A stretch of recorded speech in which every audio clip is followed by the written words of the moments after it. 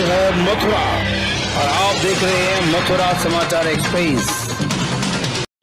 छाता तहसील में संपूर्ण समाधान दिवस, जिलाधिकारी ने सुनी 70 जन समस्याएं, एक का मौके पर निस्तारण। जनपद मथुरा की छाता तहसील में सोमवार को आयोजित संपूर्ण समाधान दिवस में जिलाधिकारी चंद्र प्रकाश सिंह ने आम जनता की समस्याएं सुनी।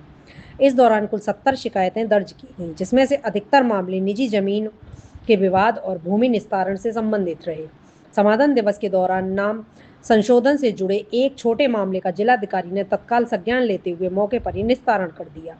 मामलों की सुनवाई के दौरान जिलाधिकारी ने फर्जी पट्टा विक्रय करने वाले गिरोहों और असामाजिक तत्वों से जनता को सतर्क रहने की सख्त हिदायत दी। उन्होंने लोगों से अपील की कि किसी भी जमीन के लेन देन में पूरी सावधानी बरतें और फर्जीवाड़े का शिकार न बने। ड्रोन से होगी जमीनों की नपाई। जिलाधिकारी ने शासन की नई पहल की जानकारी देते हुए बताया कि सरकार एक विशेष योजना लेकर आई है, जिसके तहत जमीनों की सटीक नपाई रोवर तकनीक के माध्यम से कराई जाएगी। इस आधुनिक व्यवस्था से भूमि संबंधी विवादों में कमी आएगी और सीमांकन का कार्य निष्पक्षता से पूरा हो सकेगा। समाधान दिवस में संबंधित विभागीय अधिकारी भी मौजूद रहे, जिन्हें शेष प्रार्थना पत्रों का पारदर्शी व तय सीमा के भीतर निस्तारण करने के निर्देश दिए गए। इस दौरान कप्तान श्लोक कुमार, उप जिलाधिकारी अखिलेश कुमार, तहसीलदार सचिन, रूबी यादव, अनमोल गर्ग, मोहन प्रकाश उपाध्याय आदि मौजूद रहे।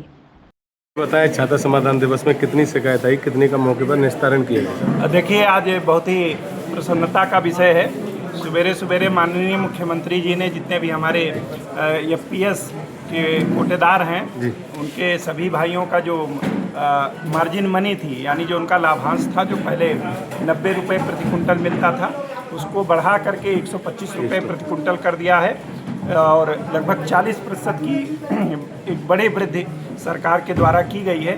तो मुझे लगता है जो गरीबों का राशन बंटता है और हमारे राशन डीलर भाई परेशान रहते थे, अब उनको काफ़ी सहूलतें मिलेंगी और भी पारदर्शी तरीके से और निष्ठावान तरीके से वो गरीबों का राशन का वितरण होगा ई-पॉस मशीन के माध्यम से।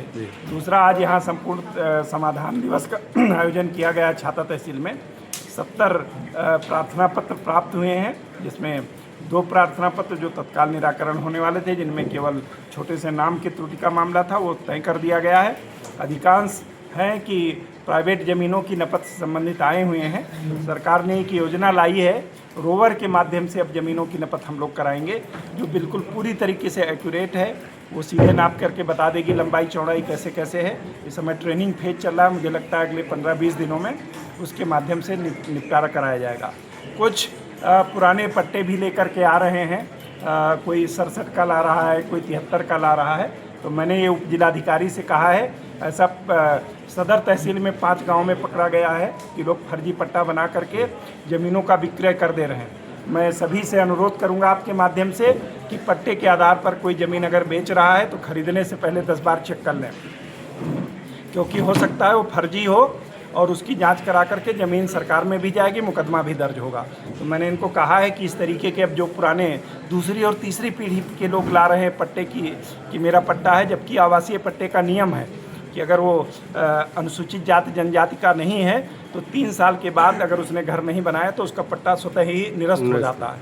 उसमें कोई नियम ही नहीं, वो पट्टा ही नहीं माना जाता है।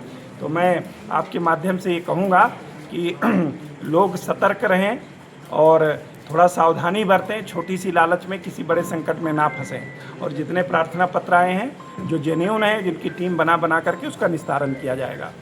कुछ भी ब्लॉक से संबंधित हैं, कुछ बिजली विभाग से संबंधित हैं और गंभीर नहीं हैं।